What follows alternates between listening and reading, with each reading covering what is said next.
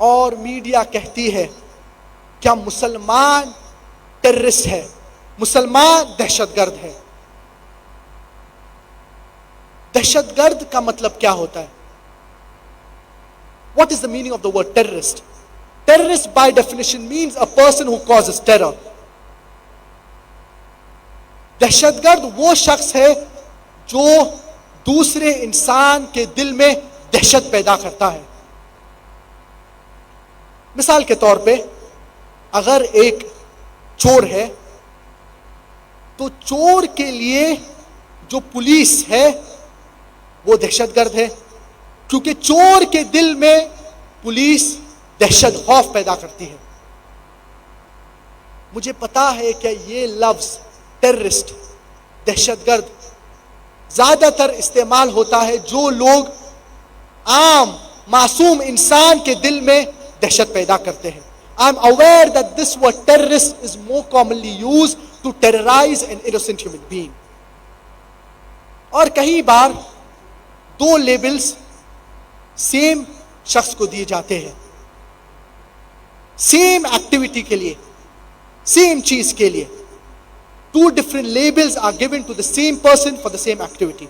मिसाल के तौर पे 60 साल पहले से ज्यादा, 60 साल, 60 years, 70 years, more than 60 years, more than 70 years back, India जब फ्रीडम नहीं मिली थी इंडिया को, तो कोई लोग इंडिया के फ्रीडम, इंडिया के आजादी के लिए, हिंदुस्तान के आजादी के लिए जंग लड़ रहे थे।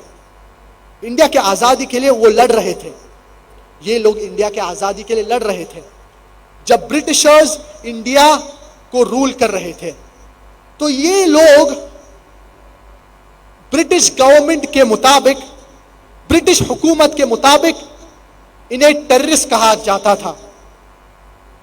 और अगर आप कॉमन इंडियन, आम हिंदुस्तानी से पूछेंगे या हिंदुस्तानी हुकूमत के मुताबिक, ये लोग को फ्रीडम फाइटर्स कहा जाता था। सेम लोग हैं, सेम चीज कर रहे हैं, लेकिन दो लक़ब दी जा रही है। कोई कह रहे हैं वो टेररिस्ट है और दूसरी हाथ पे कोई कह रहे हैं वो फ्रीडम फाइटर्स है। If you agree with the view of the British government, अगर आप ब्रिटिश हुकूमत के हिसाब से देखेंगे और अगर आप मानेंगे कि ब्रिटिश हुकूमत जब आई थी इंडिया को और उनको हक था इंडिया के ऊपर रूल करने के लिए, तो आप ये लोग जो इंडिया, जो ब्रिटिशर्स के खिलाफ लड़ रहे थे, आप इन्हें टेररिस्ट, आप इन्हें दहशतगर्द कहेंगे।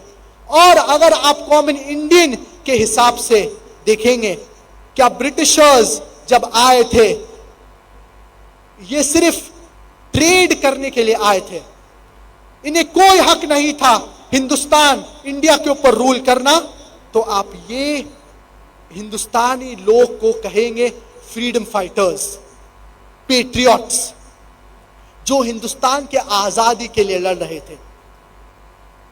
सेम लोग सेम एक्टिविटी कर रहे थे, सेम चीज कर रहे थे, लेकिन दो लक़ब, दो लेबल्स दी गए,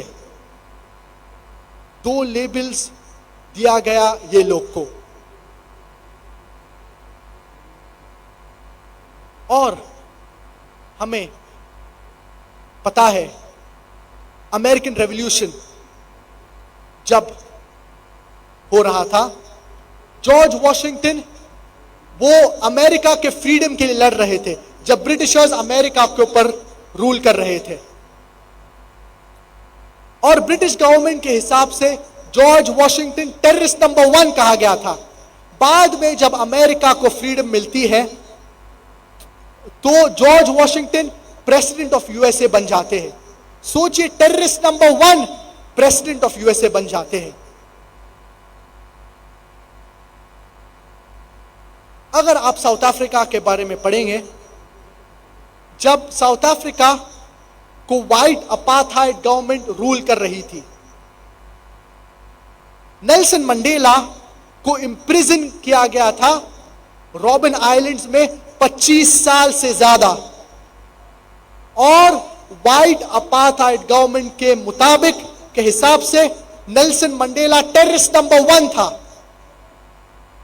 बाद में जब साउथ अफ्रीका को फ्रीडम मिल जाती है और वाइट अपार्थाइड गवर्नमेंट को निकाला जाता है, तो नेल्सन मंडेला को नोबेल प्राइज फॉर पीस मिलता है। सोचिए, टेररिस्ट नंबर 1 दहशतगर्द को नोबेल प्राइज मिलता है, उन्हें जायजा मिलता है पीस के लिए। ऐसा नहीं था क्या वो पहले बुरा थे और बाद में अच्छे हुए। जो सेम एक्टिविटी के लिए, सेम चीज के लिए, जिन चीज के लिए उन्हें दहशतगर्द कहा गया, यही चीज के लिए उन्हें नोबेल प्राइज फॉर पीस मिलता है। तो हमें पता चलता है कि जो भी लेबल मीडिया किसी को देती है, तो वो लेबल ये इंसान या ये शख्स के ऊपर चिपक जाता है। मीडिया बहुत पावरफुल है, वो दिन को रात में कन्वर्ट कर सकती है, रात को दिन में, हीरो को विलन में, विलन को हीरो में। और हम मुसलमान, हमारे लिए जरूरी है कि हम ये मीडिया को सही तरीके से इस्तेमाल करें।